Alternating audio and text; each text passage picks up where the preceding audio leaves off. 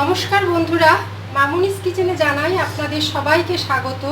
আজকে আমি একটা বেঙ্গলি ট্রেডিশনাল রেসিপি নিয়ে আপনাদের সামনে হাজির হয়েছি। আজকে কিন্তু আমি তৈরি করে দেখাবো বেগুন বাসন্তী। চলুন তাহলে দেখে নিই বেগুন বাসন্তী করতে কি কি উপকরণের দরকার হচ্ছে। বাসন্তী তৈরি করার জন্য আমি এখানে 3টে মাঝারি সাইজের বেগুনকে এরকম লম্বা লম্বা করে কেটে নিয়েছি। আর লাগবে আমার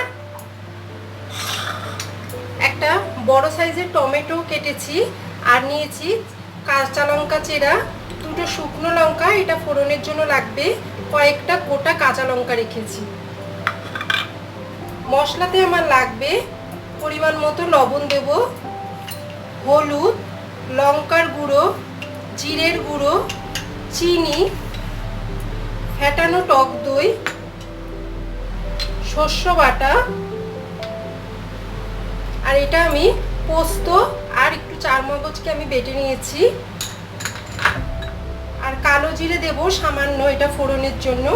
আর অবশ্যই আমি রান্নাটা কিন্তু সরষের তেলে করব। চলুন এবার রান্নাটা শুরু করি। এখন আমি বেগুনটার মধ্যে অল্প একটু লবণ দিয়ে দিচ্ছি, অল্প হলুদ গুঁড়ো দিচ্ছি, অল্প একটু লঙ্কার গুঁড়ো দিচ্ছি,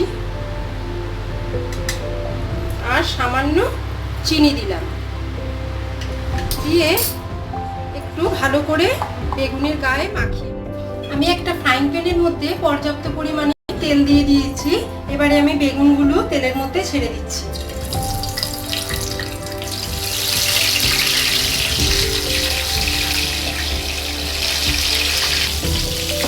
বেগুনগুলো আমি দিয়ে দিয়েছি, এগুলো একটু হালকা বাদামি হওয়া অবধি অপেক্ষা করবো।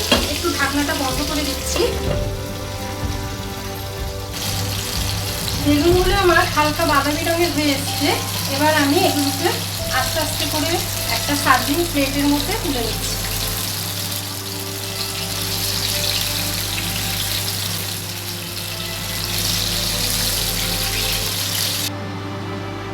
সব বেগুনগুলো আমি ভেজে একটা প্লেটের মধ্যে নিয়েছি, আর ফ্রাইং প্যানে আমি তেলটা অল্প কমিয়ে নিয়েছি, কারণ ছাকা তেলে আমি বেগুনটা ভেজেছি। এবারে আমি দিয়ে দেবো এর মধ্যে 2টো শুকনো লঙ্কা দিচ্ছি,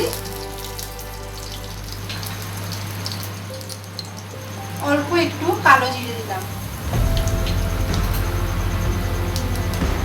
দিয়ে নাড়াচাড়া করে নিচ্ছি।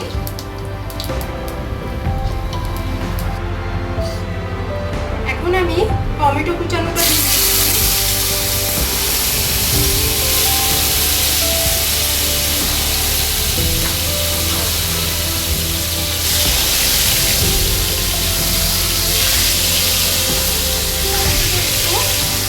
গরম হওয়া অবধি অপেক্ষা করবো।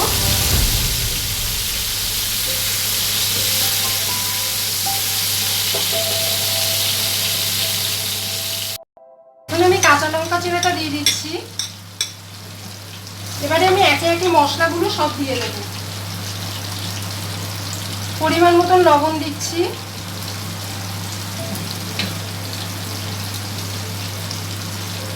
হলুদ দিলাম,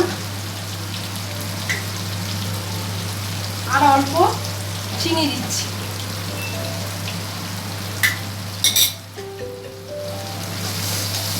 একটু নাড়াচাড়া করে নিচ্ছি আবার।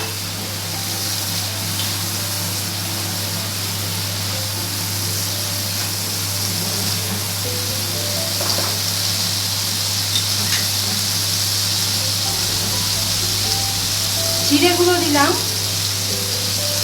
7 চামচ মতো,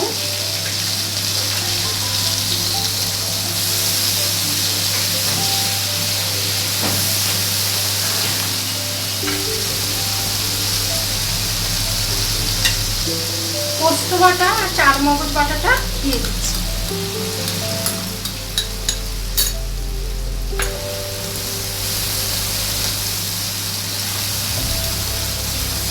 ভালো করে একটু কষিয়ে নেব। সর্ষে বাটা দিচ্ছি,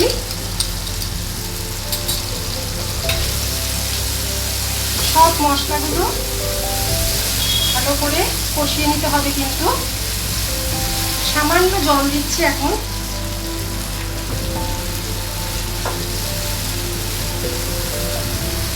সব মশলাগুলো কিন্তু আমি ভালো করে কষিয়ে নিয়েছি।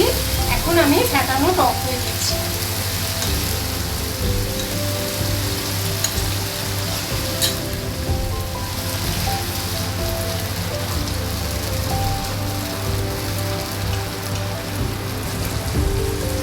গ্রেভিটা আমার কষানো হয়ে গেছে, দেখতে পাচ্ছেন সাইড থেকে কিন্তু তেল বেরিয়ে এসছে।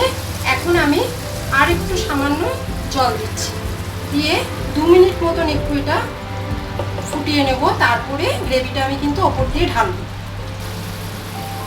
বেগুন বাসন্তের গ্রেভি কিন্তু আমার একদম রেডি হয়ে গেছে। এখন আমি গ্যাসের চুলাটা বন্ধ করে দিলাম। এবারে আমি এই গ্রেভিটা কিন্তু এই ওপর দিয়ে বেগুনের মধ্যে কিন্তু ঢেলে দেব। একটা চামচের সাহায্যে এই বেগুনের মধ্যে কিন্তু ওপর থেকে সব গ্রেভিটা আমি দিয়ে দেবো।